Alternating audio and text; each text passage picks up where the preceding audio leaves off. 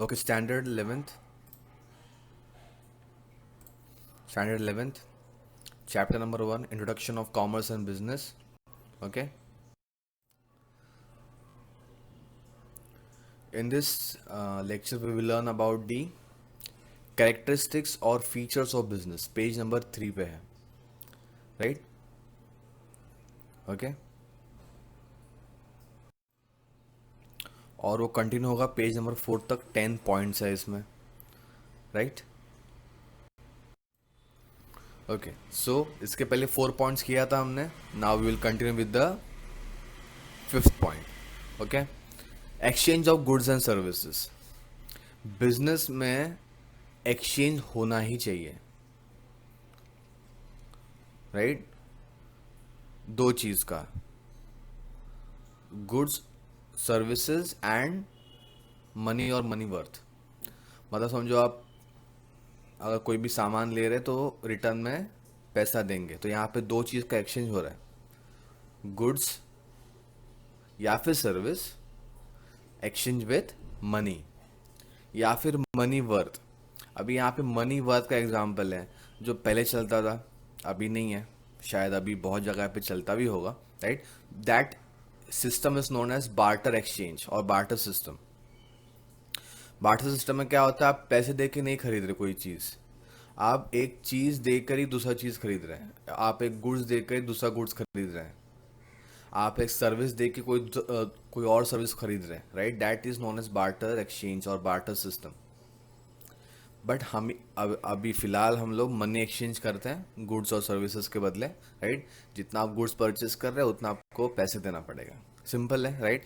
Business involves transfer of goods and services directly और indirectly with money, और money is worth. Money money तो मालूम है आपको, पैसे दे के आप गुड्स या फिर सर्विसेज को परचेज कर रहे हैं, राइट? या फिर money is worth. Money is worth मतलब उसके ही लेवल में या फिर उसके मुकाबले जो भी आपको लगता है कि हाँ भाई ये सही लगता है, मतलब ये एक ग्लास या फिर जो भी बोलेंगे ऑफ ये फूड ग्रेन है, उसके साथ में कुछ 5-6 टोमेटोज है, उससे एक्सचेंज हो रहा है, राइट? सो उनको लगता है कि हाँ इसके बदले में ये एक्सचेंज हो सकता है.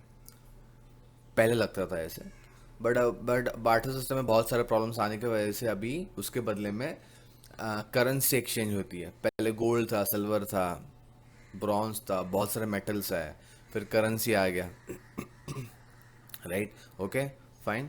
सो monetary exchange is the exchange with money.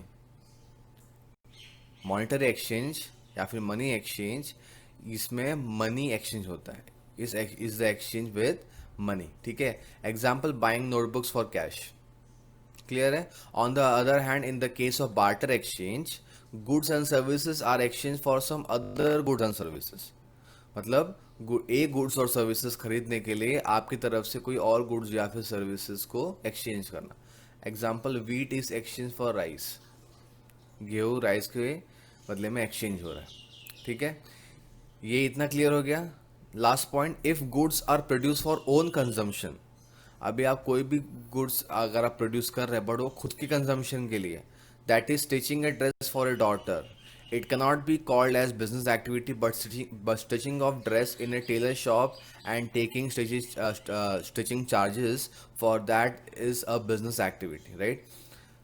अगर आप यहाँ पे एग्जाम्पल में क्या दिया है, एग्जाम्पल में एक्सचेंज मतलब एग्जाम्पल में ये बताते हैं कि बिजनेस में एक्सचेंज होना ही चाहिए.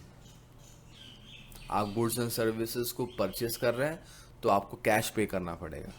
अगर आप गुड्स एंड सर्विसेज को बेच रहे हैं तो आपको कैश मिलेगा. तो यहाँ पे एक्सचेंज होना ही चाहिए, मनी या फिर मनीज वर्थ के बदले में. मतलब गुड्स एंड सर्विसेज एक्सचेंज किसके हाथ में होगा, मनी या फिर मनी एक्सचेंज, राइट? बट यहाँ पे एग्जाम्पल क्या दिया है कि अगर एक टेलर, समझो एक टेलर है, वो एक ड्रेस सिलाता है, बट वो ड्रेस अपने बच्चे को देता है. अब उसकी डॉटर है, उसको दे रहा है, वो उसके लिए सिला रहा है वो, तो उसको बिजनेस नहीं बोलेंगे. क्यों?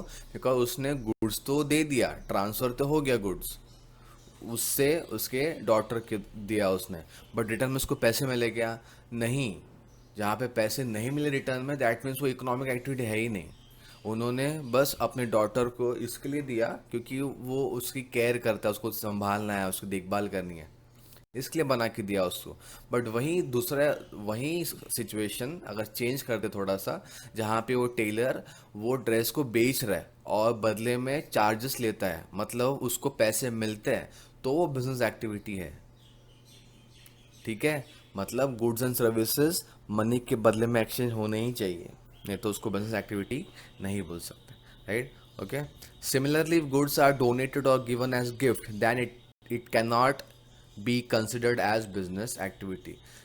राइट, और एक एग्जांपल जहाँ पे आप किसी को गुड्स को आप समझो डोनेट करते हैं, दान दे दिया, या फिर एज अ गिफ्ट किसको दिया, तो वो भी बिजनेस एक्टिविटी में नहीं कंसिडर किया जाएगा।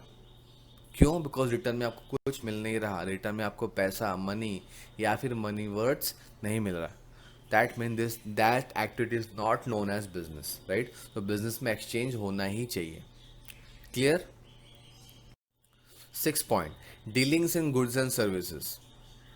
बिजनेस के अंदर गुड्स एंड सर्विसेज इन्वॉल्व होना ही चाहिए। अगर वो है नहीं, अगर in the absence of goods and services business can not take place. Business without goods and services के नहीं हो सकता। Every type of business transaction is considered with either goods और सर्विसेज। कोई भी बिजनेस ट्रांजेक्शन गुड्स और service, goods या फिर सर्विसेज के बेस के ऊपर है। अगर वो नहीं है, दैट मीन बिजनेस नहीं हो सकता। दैट मीन गुड्स और सर्विसेज ज़रूरी है बिजनेस करने के लिए। राइट, गुड्स एंड सर्विसेज का मैंने एग्जांपल पहले दिया था। राइट, उस वीडियो को चेक कर लो एक बार, अगर नहीं देखा रहेगा किसने या फिर नहीं समझा रहेगा तो। राइट, गुड्स एंड सर्विसेज का एग्जांपल दिया था, गुड्स, सर्विसेज, सेवा। ठीक है, right. This goods and services may be consumer goods और कैपिटल गुड्स। गुड्स को हम दो पार्ट में डिवाइड कर सकते हैं, one is consumer good and other is capital goods. ठीक है, कंज्यूमर गुड्स और कैपिटल गुड्स का मैं एक एग्जांपल से आपको समझाता हूँ। ठीक है, इसका बात वाला पॉइंट देखो, however services created for business purpose are intangible which are essential for doing the business. Example transportation, banking, insurance etcetera. ये मैंने सबका एग्जांपल पता है लिए था सर्विसेज में।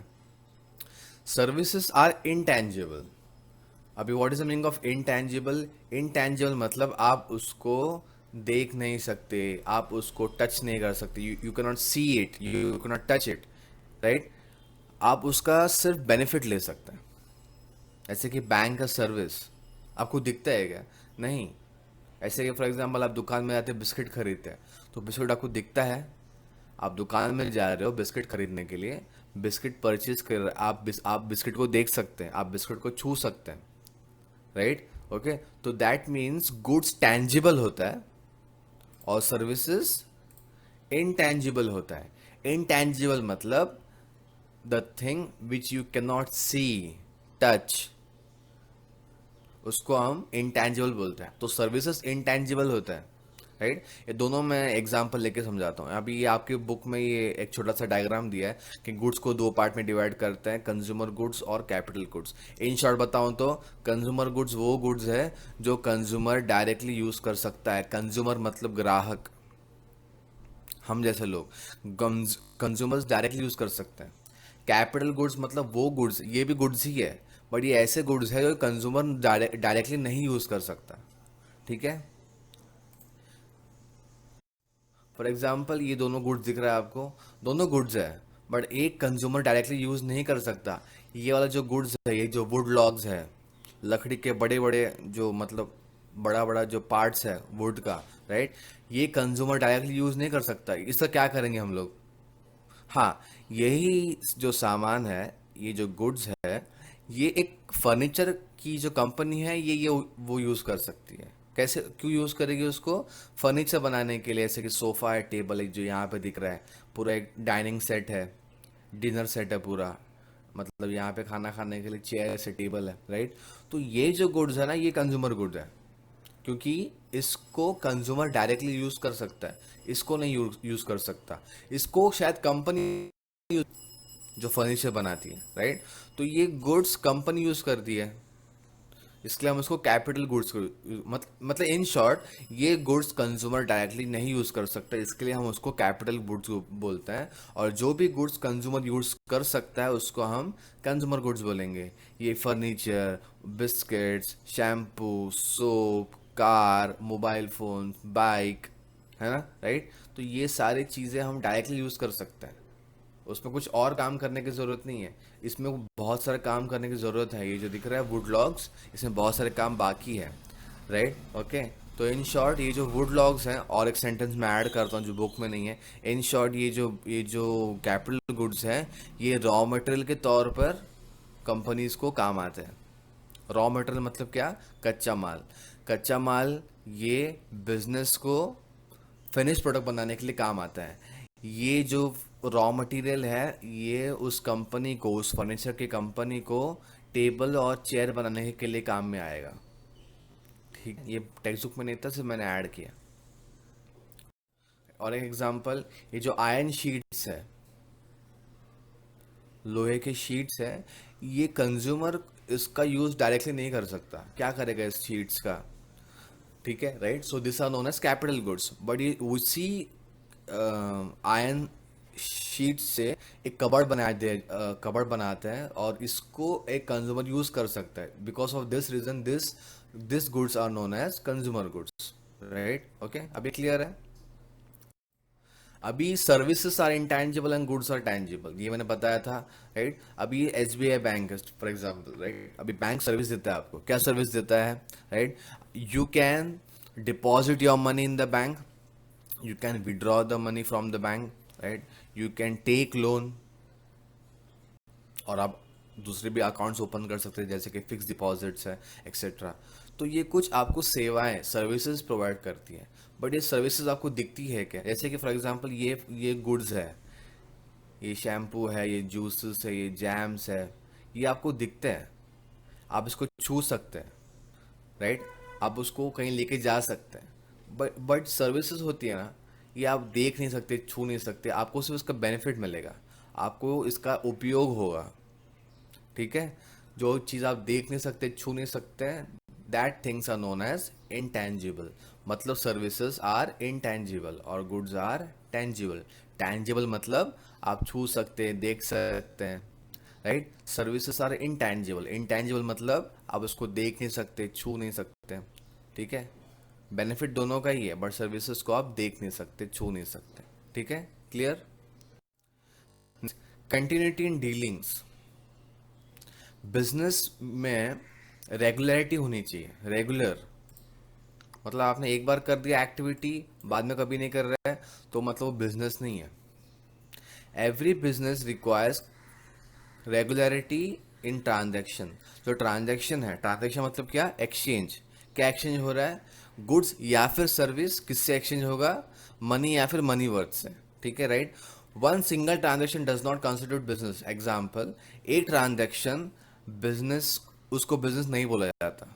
मतलब for example, if a person sells his own motor car and earns profit, then it will not be considered as business activity.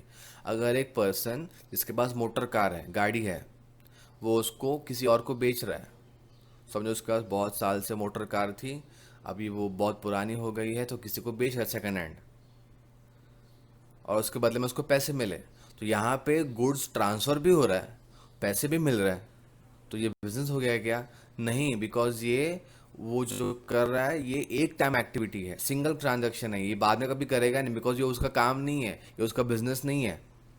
हाँ, जो बिजनेस, जो कार डीलर होता है, जैसे कि ये जो पिक्चर में दिख रहा है, ये जो पर्सन है, या फिर ये जिसका शोरूम है, या फिर जिसका ये कार डीलर है, कार डीलरशिप का शॉप है या फिर शोरूम है, ये उसका रोज का काम है, उसका काम ही है कार बेचना, वो रोज कार बेचता है। बट ये जो सेकंड पॉइंट में जो एग्जांपल था, क्या उसका काम है रोज का अब कार बेचने का? नहीं, उसके पास एक पुरानी कार थी, उसने उसको बेच दी पैसे के लिए, तो ये बिजनेस एक्टिविटी नहीं होता, ठीक है, राइट। तो ये बिजनेस में काउंट कंसिडर्ड, बिजनेस एक्टिविटी में कंसिडर नहीं करते।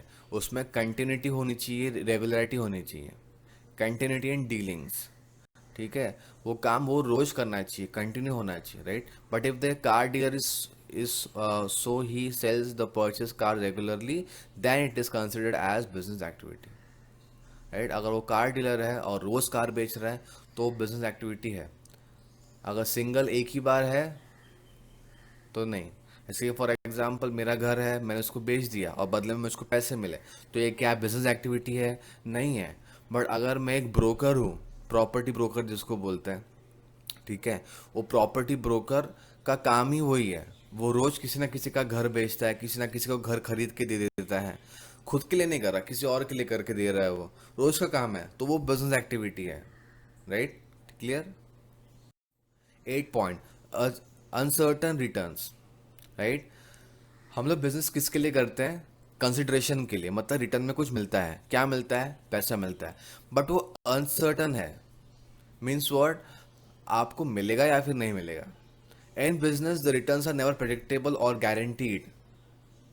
आप प्रिडिक्ट नहीं कर सकते कि बिजनेस में प्राइस, पैसा, प्रॉफिट, रिटर्न में मिलेगा कि नहीं मिलेगा। गारंटी कुछ नहीं है। आपको कभी प्रॉफिट हो सकता है, कभी लॉस भी होगा। सो बिजनेस में रिटर्न्स आर अनसर्टन। रिटर्न्स जो होता है, जो आपको जो मिलने वाला है, वो अनसर्टन है। आपको मिलेगा या फिर नहीं मिल सकता। कभी आपको प्रॉफिट हो सकता है, कभी लॉस होगा। कुछ गारंटी नहीं है कि हमेशा आपको प्रॉफिट होना ही है। राइट? प्रॉफिट हो सकता है, कभी लॉस हो सकता है। तो ये रिस्क है बिजनेस के अंदर। ठीक है? Right? 9 point, element of risk. Business में रिस्क होता ही है। Risk is the key element of every business which is considered with exposure to loss. Risk ये बिजनेस में होता ही है। रिस्क मतलब लॉस होने का chances in your business. Right? It is due to some unfavourable और अनडिजायरेबल इवेंट। ये ऐसे इवेंट्स होते हैं या फिर ऐसी घटनाएं होती है जो आपके बिजनेस के लिए अच्छी नहीं होती। अनफेवरेबल है। अनडिजायरेबल मतलब कि आप चाहते नहीं कि वो आपके बिजनेस के साथ हो। आप ये नहीं चाहते कि आपका बिजनेस का जो प्रोडक्ट है, अचानक से उसका डिमांड कम हो जाता है। आप नहीं चाहते। वो अनफेवरेबल है बिजनेस के लिए। और अनडिजायरेबल, अनडिजायरेबल मतलब कि आप चाहते नहीं है कि वो ऐसा कुछ हो। Every business will have some or the other risk. Intensity of risk can be minimise but can not be avoided. Risk is the key element, बराबर है। रिस्क ये सबसे इंपॉर्टेंट एलिमेंट है बिजनेस का। बिना रिस्क के बिजनेस पॉसिबल ही नहीं है। बिना रिस्क के बिजनेस नहीं हो सकता। बिजनेस है मतलब रिस्क है। लाइफ में भी वैसे ही होता है। लाइफ में रिस्क होता ही है। लाइफ में प्रॉब्लम होता ही है। बिना लाइफ के, बिना प्रॉब्लम के आप लाइफ को इमेजिन ही नहीं कर सकते। आप सोच ही नहीं सकते कि लाइफ बिना भी रिस्क और प्रॉब्लम की हो सकती है। वैसे ही बिजनेस भी बिना रिस्क के नहीं हो सकता, पॉसिबल ही नहीं है। रिस्क तो होगा ही। और ये रिस्क लॉस कर सकता है आपके बिजनेस को। Right? Okay? Every business will have some of the other risk. Intensity of the risk can be minimise. Risk का आप इंटेंसिटी मिनिमाइज कर सकते हैं, बट आप उसको अवॉइड नहीं कर सकते। राइट? फॉर एग्जाम्पल, बहुत सारे रिस्क होते हैं जो आप उसको कंट्रोल नहीं कर सकते। फॉर एग्जाम्पल, जैसे कि कंज्यूमर चेंजेस इन कंज्यूमर का taste. Certain factors are beyond the control of businessman, like changes in the consumer taste. Consumer के टेस्ट में फर्क है, चेंज हो गया। लाइक्स एंड डिसलाइक्स, मतलब फॉर एग्जांपल, आप एक जीन्स बनाते हैं, जीन्स का प्रोडक्शन करते हैं, और अचानक से एक नया मूवी आ गया, और मूवी में एक जो हीरो है, जो एक्टर है, वो एक टाइप का जीन्स पहनता है। राइट? और वो जीन्स पॉपुलर हो गया मार्केट के अंदर, जो जो जो लोग पहनते हैं जीन्स। राइट? और अचानक से वो जो जीन्स बिक रही थी पहले, वो अभी नहीं बिक रही है। क्यों? बिकॉज कंज्यूमर का डिमांड ही चेंज हो गया। कंज्यूमर का टेस्ट ही चेंज हो गया। कंज्यूमर का लाइक ही चेंज हो गया। अभी उनको वो टाइप का जीन्स चाहिए जो वो हीरो ने वो मूवी में पहना था। राइट? तो अचानक से ये हम कंट्रोल नहीं कर सकते। बिजनेस के अंदर आप कंट्रोल कर सकते हैं, जैसे कि कितना पैसा खर्च करना है। राइट? कैसे काम करेंगे, कैसे फास्ट काम कर सकते हैं, ये अपने कंट्रोल में है। बट ये चीज़ें कंट्रोल में नहीं होती। ये बिजनेस के बाहर की चीज़ है, जिसको आप एक्सटर्नल बोलते हैं। एक्सटर्नल एक्सटर्नल चीज़ें, बाहर की चीज़ें आप कंट्रोल नहीं कर सकते बिजनेस के जो इंटरनल की चीज़ें होती है वो आप कंट्रोल कर सकते हैं। राइट? तो ये जितने भी एग्जाम्पल्स है, ये शायद बाहर के हैं। कंज्यूमर का टेस्ट, कंज्यूमर क्या चाहता है। अच्छा, कंज्यूमर रोज अलग कुछ चाहता है। राइट? तो कंज्यूमर का डिमांड रोज चेंज होते रहता है। आप कभी प्रेडिक्ट नहीं कर सकते कि कल कंज्यूमर क्या मांग लेगा आपसे। राइट? कल जाके कंज्यूमर सोचते कि हाँ, हमको ऐसा जीन्स चाहिए, तो आपने जो जीन्स बनाया था वो तो नहीं बिकने वाला अभी। अभी नहीं बिकेगा तो क्या होगा, बिजनेस को लॉस होगा, राइट? ओके, फैशन में चेंज आ गया, राइट? तो आप रिस्क को आप ऐसे अवॉइड नहीं कर सकते कि नहीं नहीं मुझको रिस्क नहीं चाहिए, नहीं, रिस्क तो होने वाला है। आप उसको कम कर सकते हो। आपको पहले से सोचना पड़ेगा कि अगर मैं समझो जीन्स का बिजनेस करता हूँ तो कभी ना कभी जीन्स का फैशन, एक टाइप का जीन्स का फैशन, ये जो स्टाइल हम बना रहे जीन्स का, वो कभी ना कभी नीचे जाने वाला है, उसका डिमांड कम होने वाला है। तब मैं क्या करूँगा? तो मेरे पास कुछ रेडी प्लान होना चाहिए। तो अगर आपका ऐसा चलता है तो आप रिस्क को कम कर सकते हैं, ठीक है? तो रिस्क कम किया जा सकता है, बट उसको आप अवॉइड नहीं कर सकते, राइट? फायर हो गया, कंपनी में आग लगी है, जो जो आपने गुड्स बनाया था, गोडाउन में रखा था, वेयर हाउस में, उसको आग लग गई है, चोरी हो गया उसका, सब लॉस होगा, पैसे का लॉस है यहाँ पे सब। आपको उस गुड्स को बेचने के बाद में पैसा मिलने वाला था, बट अभी वो नहीं मिलेगा, बिकॉज उसमें आग लगी है, थेफ्ट हो गया, चोरी हो गई, राइट? नेचुरल कैलामिटीज़ है, मतलब क्या, नेचर का जो कैलामिटी, जैसे कि हैवी रेनफॉल है जिसकी वजह से पानी भर गया कंपनी के अंदर या फिर गोडाउन के अंदर, है ना, राइट? या फिर अर्थक्वेक आ गया जिसकी वजह से बिल्डिंग गिर गई। तो ऐसा कुछ कैलामिटीज की वजह से आपके बिजनेस को लॉस हो सकता है, ठीक है, right? So no business is free from all factors, all about factors. कोई भी बिजनेस, जितने भी आपने फैक्टर्स देखे हैं, फैक्टर मतलब कि ये जो चीज़ें हैं जो आपके बिजनेस के साथ में हो सकती है, कंज्यूमर टेस्ट है, लाइक्स एंड डिसलाइक्स है, फैशन है, एक्सेट्रा, इससे कोई भी बिजनेस फ्री नहीं हो सकता। ये आपको फेस करना ही पड़ेगा as a business. Clear? 10 point, consumer satisfaction. Business का सबसे इंपॉर्टेंट मोटिव ये है कि वो कंज्यूमर को सेटिस्फाई करे। Consumer satisfaction is the ultimate aim of all economic activities and business is not exception to it. Business में consumer satisfy होना ही चाहिए। Consumer satisfaction is very important. अगर आपका कंज्यूमर खुश नहीं है, आपका बिजनेस में प्रॉफिट नहीं होगा, बिजनेस का ग्रोथ नहीं बढ़ेगा, बिजनेस का गुडविल नहीं बढ़ने वाला। गुडविल, ये जो कंसेप्ट है, टर्म है, ये आपको बीके में भी समझाएंगे। गुडविल मतलब रेपुटेशन, आपके कंपनी का नाम, आपके प्रोडक्ट का नाम। हम लोग पार्ले जी इतने विश्वास विश्वास के साथ में क्यों लेते हैं? बिकॉज हमारे दिमाग में फिक्स है कि पार्ले जी है मतलब क्वालिटी बहुत बेस्ट है, सस्ता मिलेगा, दिमाग में फिक्स हो गया, मतलब पार्ले जी का goodwill is very very good, right? So modern business believes in satisfying the customers by providing quality products and services at reasonable price, right? तो मॉडर्न बिजनेस का सबसे इम्पॉर्टेंट, मॉडर्न मतलब कि आज के ज़माने के जो बिजनेसेस है उनका सबसे पहला गोल क्या है, सबसे पहला एम क्या है, सबसे पहला टारगेट क्या है, लक्ष्य क्या है? कि कस्टमर को सेटिस्फाई करना, कस्टमर को खुश रखना, राइट? कस्टमर को अच्छा क्वालिटी का गुड्स एंड सर्विसेज प्रोवाइड करना एट रीजनेबल प्राइस। मतलब क्या, कम से कम ट्राई करेंगे कि वो सस्ता मिले, सस्ता बेचे, और क्वालिटी में भी, प्रोडक्ट की और सर्विसेज की क्वालिटी भी अच्छी हो, राइट? तो the purpose of business is to create and retain the customer. इससे क्या होगा, कस्टमर रिटेन रहेगा। रिटेन मतलब क्या, आपसे आपके साथ बना रहेगा, आपको भी छोड़ के जाएगा नहीं, हमेशा आपका ही प्रोडक्ट खरीदेगा, हमेशा आपका ही गुड्स परचेज करेगा, ठीक है,